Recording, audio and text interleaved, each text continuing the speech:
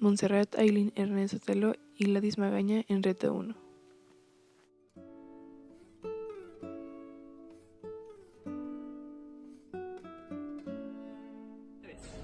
¿Qué opinas de México? Bueno, pienso sobre México y es un país sumamente bonito. Opino que México es un gran país lleno de cultura y diversidad. Lo caracteriza su comida, las festividades, las zonas arquitectónicas. Yo estoy orgulloso de México, pues siento que México es un país mega diverso, que combinan muchas culturas y convergen al mismo tiempo. Igual siento que la gente en México es muy cálida. Elementos que conforman la identidad nacional de México. México se reconoce por ser un país multicultural, en el cual alberga personas de todas las etnias, abrigándolos en toda la riqueza cultural. Y con tradiciones podemos hablar de las más reconocidas a nivel mundial, como el Día de Muertos. El mariachi también ha sido símbolo de nuestro patria nacional en cada rincón del planeta, así como la música banda. Sin duda la gastronomía define a México como un país diverso, teniendo platillos típicos como los tacos o el mole. Arquitectura como las pirámides de Teotihuacán o Chichén Itzá, que son considerados patrimonios culturales. Y la lengua, que según datos oficiales, existen 69 lenguas oficiales en México, 68 indígenas y el español. Las 10 lenguas indígenas más habladas en México en la actualidad son náhuatl, chol, totonaca, mazateco, mixteco, zapoteco, otomil, tzotzil, tzeltal y maya. Características geográficas de México. Relieve. El accidente más notable del país al norte del paralelo 20 grados es la existencia de un gran meseta, la altiplanicie mexicana. Constituyen los bordes este y oeste de la meseta las cordilleras conocidas con los nombres de Sierra Madre Oriental y Sierra Madre Occidental.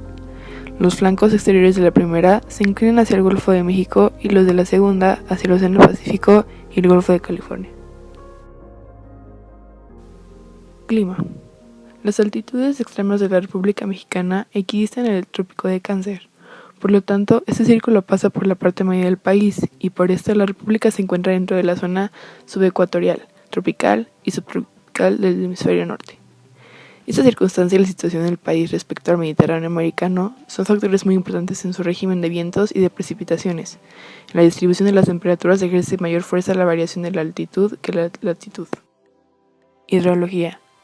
La presencia de enormes cadenas montañosas en las cercanías de las costas ocasiona que los ríos de México sean en general cortos, inavegables y con un caudal relativamente modesto.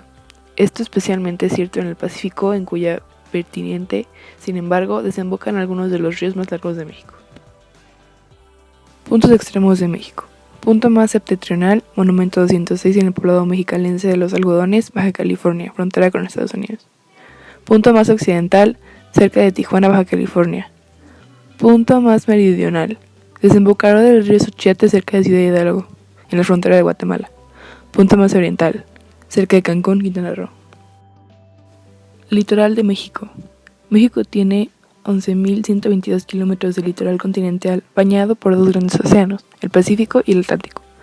Tanto la parte del Golfo de México como el Mar Caribe, 17 entidades federativas tienen litoral y 15 no la tienen. Chihuahua, Coahuila, Zaragoza, Nuevo León, Durango, Zacatecas, San Luis Potosí, Aguascalientes, Guanajuato, Querétaro, Hidalgo, Puebla, Estado de México, Distrito Federal, Tlaxcala y Morelos. México posee una gran variedad de recursos naturales que favorece el desarrollo de un alto número de actividades productivas, incluyendo las relacionadas con la generación de energías renovables. Minería. La producción minera en México es una actividad económica muy común, misma que tiene una participación importante en la actividad económica nacional, particularmente en el sector industrial. México destaca mundialmente en la producción de minerales como cobre, plata, bismuto, arsénico, plomo y zinc. Recursos naturales. Biodiversidad. Con casi el 70% de la variedad de plantas y animales del mundo, México es el quinto entre los 12 países megadiversos del mundo, y junto con dos naciones posicionadas en este selecto grupo, comparte el privilegio de contar con litorales en dos océanos, el Pacífico y el Atlántico. Diversidad de ecosistemas. Debido a la diversidad de ecosistemas, México produce una amplia variedad de productos agrícolas. Las mayores extensiones de superficie se dedican a la siembra de cultivos para el ciclo primavera-verano. Energía. México posee una gran variedad de recursos naturales que favorece el desarrollo de un alto número de actividades productivas, incluyendo las relacionadas con la generación de energías renovables. Minería. La producción minera en México es una actividad económica muy común, misma que tiene una participación importante en la actividad económica nacional, particularmente en el sector industrial. México destaca mundialmente en la producción de minerales como cobre, plata, bismuto, arsénico, plomo y zinc. Situación demográfica de México. 1. El Estado de México cuenta con una población de 16.187.608 habitantes, de los cuales 7.834.068 son hombres y 8.353.540 son mujeres. 2. México es uno de los países con menos porcentaje de personas desempleadas del mundo. 3. La tasa de mortalidad infantil es de 13.38 defunciones por cada 1.000 nacidos. 4. Mientras que la esperanza de vida de los hombres es de 72.2 años, la de las mujeres es de 77.9 años. Momentos históricos de la democracia de México. 1. El 11 de octubre de 1990, el Instituto Federal Electoral se constituyó formalmente como el organismo imparcial que dota de certeza, transparencia y legalidad a los procesos electorales. 2. En 1934 se aprobó el voto femenino para las elecciones municipales y recién en 1949 se concedió el derecho al voto de las mujeres para las elecciones presidenciales y parlamentarias. PRI. Antes de las elecciones de 1988, un solo partido, el PRI, ocupaba el 72% de las diputaciones federales, el 11% de las senadurías, la totalidad de las gobernaturas de los estados, el 90% de los gobiernos municipales, en la mayoría en todas las legislaturas locales. 2. Caída del sistema. La tensión política aumentó más tras los sucesos de la jornada electoral, particularmente los que rodearon la caída del sistema.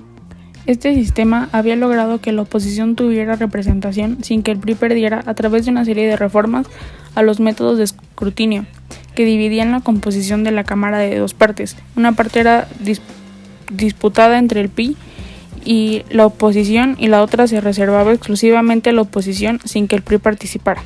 En 1985 ocurrió un terremoto en la Ciudad de México con miles de muertos y muchos damnificados, los cuales hasta la fecha no han sido ayudados por el gobierno para reconstruir y recuperar sus propiedades.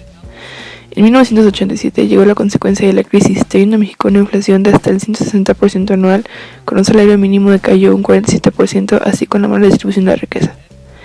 En 1987 se abren las puertas a la pluralidad de representación, dejando nuevos partidos después del PRI podrían tener oportunidad de llegar a la presidencia, teniendo diferentes partidos como partidos socialistas.